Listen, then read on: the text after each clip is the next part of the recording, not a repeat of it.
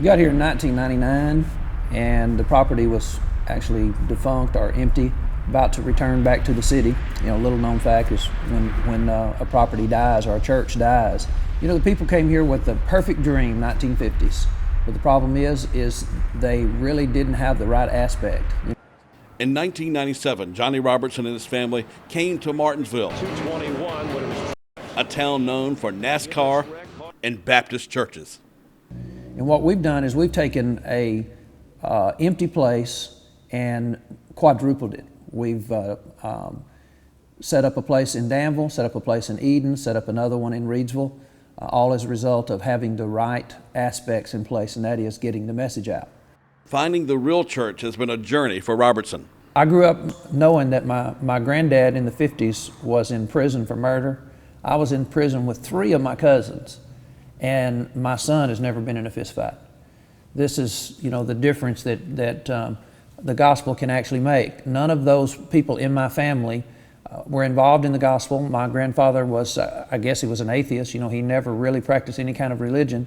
And as a result, you know, I have 2 sons that are doing the same thing I'm doing now. Neither one of them have ever been in a fist fight. And so, you know, it's a transformation that can take place, and we believe that we have a message of hope, and we're demonstrating that we're reproducing ourselves in all these different ways, and we're doing it in a non-traditional way. Almost every year the church has continued to grow. Now it reaches 2 states. In the Churches of Christ, what we actually do is we look at areas that don't have very many local congregations. And in Texas, there's 2,700 Churches of Christ. And so they look in Virginia and they say, 150? There's only 150 churches in Virginia? This area is typically owned, you might say, by Billy Graham and Jerry Falwell. I mean, Jerry Falwell's university is 40 miles or 50 miles away. Billy Graham is in Asheville, North Carolina, so we're right smack in I would say, in one of the largest strongholds of the Baptists anywhere. And we can't find a Baptist to come on television and have a discussion. And we know the reason why. The reason why the Baptists will not discuss with the Church of Christ is because the Baptists have everything to lose. There is no Baptist church in the Bible that they promote. And so our history here already is 150 years ago, this used to be the stronghold for the Church of Christ. What happened is the individuals forgot what it is that causes growth, and that is getting your message out. If you're in the area, you can see the local Church of Christ on TV just about every night. It is a great satisfaction to me to be able to broadcast into these different areas, and actually finding new broadcast stations that like the controversy, they like the talk show setting. It's very encouraging. What Does the Bible Say has a very big impact. I've been producing church programs for about 10 years here at Star News, and I have to say that out of all the church programs that I produce, and trust me, I produce a lot of them, What Does the Bible Say is the one that stands out the most. We've produced religious programs for over 20 years, and none of them have the impact that the Church of Christ shows do. It's the kind of shows that people are talking about the next morning. And no matter whether it's in Martinsville or Danville or Greensboro, Burlington, or any parts of Virginia, North Carolina, people are talking about the Church of Christ shows. The church now can reach more through TV. The word is getting out through 4 different TV stations. I wasn't associated with any church. I started listening to Johnny on TV, and I was disillusioned with a lot of preachers. But when I started listening to Johnny with my Bible open, I could tell that he was teaching what the Bible said. And that's the purpose of the church, is to teach and preach what the Bible says. And I knew that's what Johnny was doing, and that's why I came. My wife at that time was going to an apostolic church, and she came to me and asked me about coming to church with her. And I told her, I said, no, I'm not going to that church, but let's try this one. And we've been here ever since. And as always, it is my hope and prayer that the lesson that I have prepared will be profitable and beneficial to each of us. About twice a year, the team sets up tents in different regions for intense study. Brother Oldfield, Brother Robertson, I think, extended the invitation, but to the brethren in general as well, for the opportunity to be here.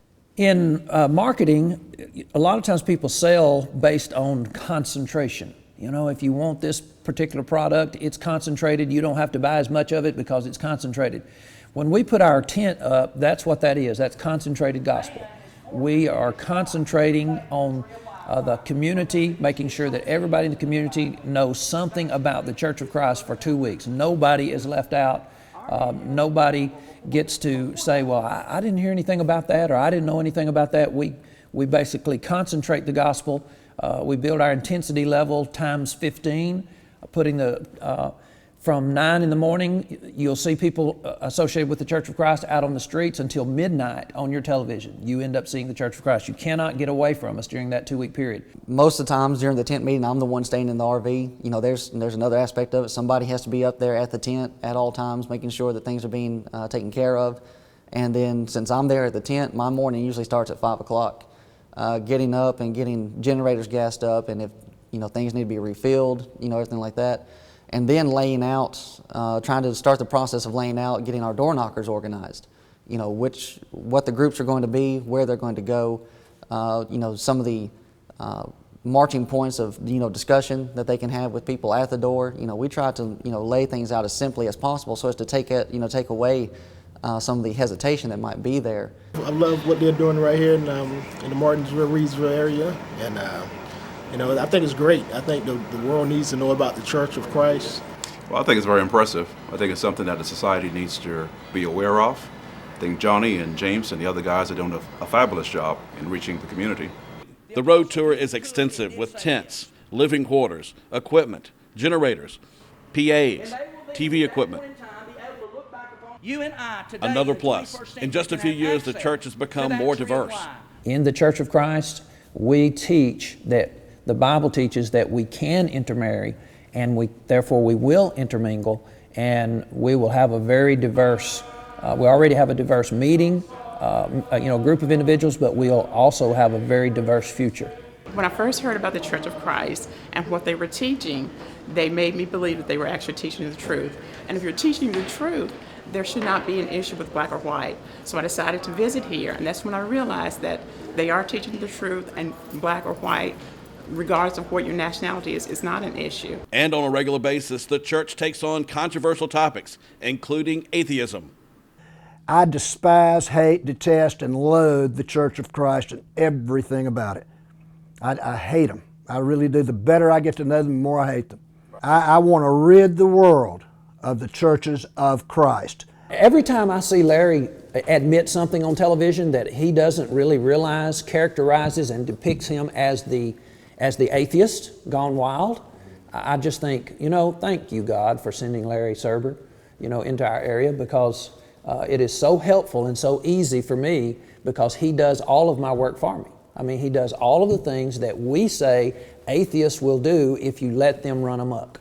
The church is also getting ready for the next generation.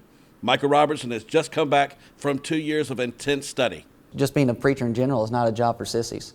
You have to have thick skin. You have to be ready to be scrutinized on all points.